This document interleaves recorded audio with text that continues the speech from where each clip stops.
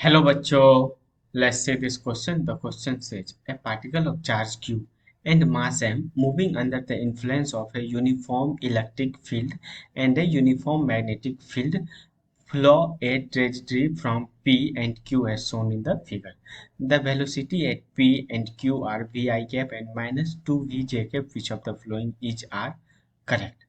Question कह रहा है कि एक पार्टिकल है जिसका कि मास m और चार्ज q है, वो एक मूव कर रहा है under the influence of uniform electric and magnetic field.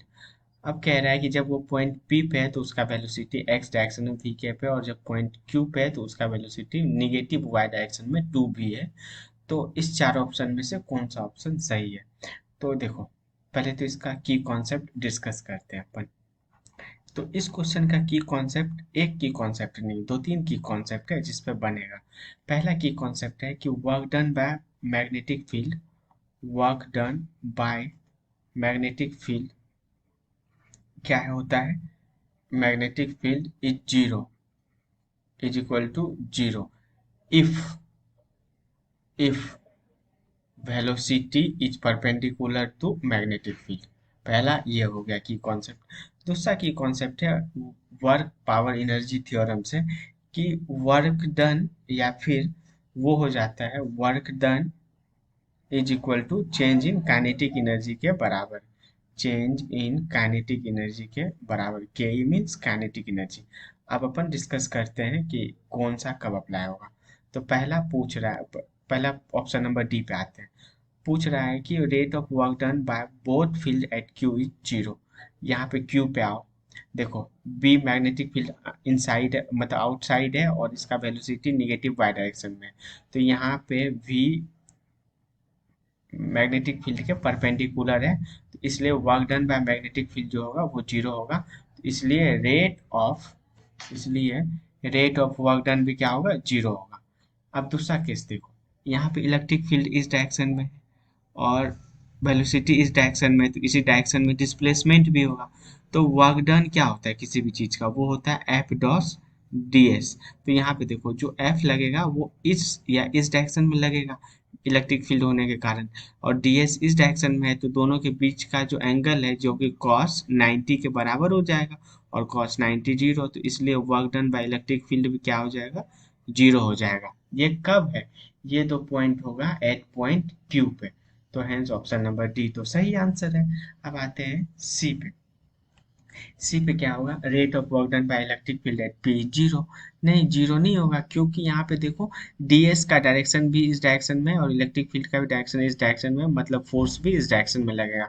तो थीटा जो है जीरो है, तो ये ऑप्शन गलत हो जाएगा, वर्क डन जीरो नहीं होगा। अब आते हैं ये जहाँ पे इलेक्ट्रिक फील्ड का बात हो रहा है।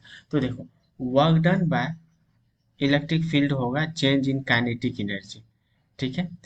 Final kinetic energy minus initial kinetic energy. Final kinetic energy में वेलोसिटी 2v हो जाता है, इनिशियल काइनेटिक एनर्जी में वेलोसिटी v था।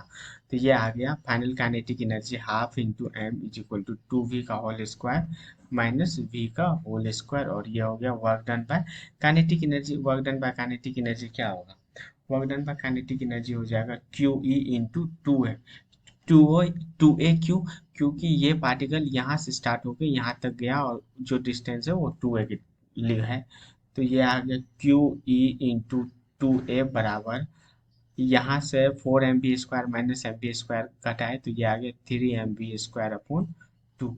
तो यहाँ से जो इलेक्ट्रिक फील्ड निकल के आया क्यू और टू ए को अपन इस साइड भेज दिए, तो वो आ गया 3 mv² अपॉन 4 QA। ठीक है, इसको अपन फिर से लिख देते हैं अच्छे से, 3 mv² अपॉन 4 QA के बराबर। तो देखो ये इतना के बराबर है, तो hence option number A is the right answer. अब आते हैं rate of work done. Work done क्या होगा? तो देखो जो रेट ऑफ वर्क डन होगा वो हो जाएगा rate of work done, rate of work done वो हो जाएगा क्यू ई वी के बराबर।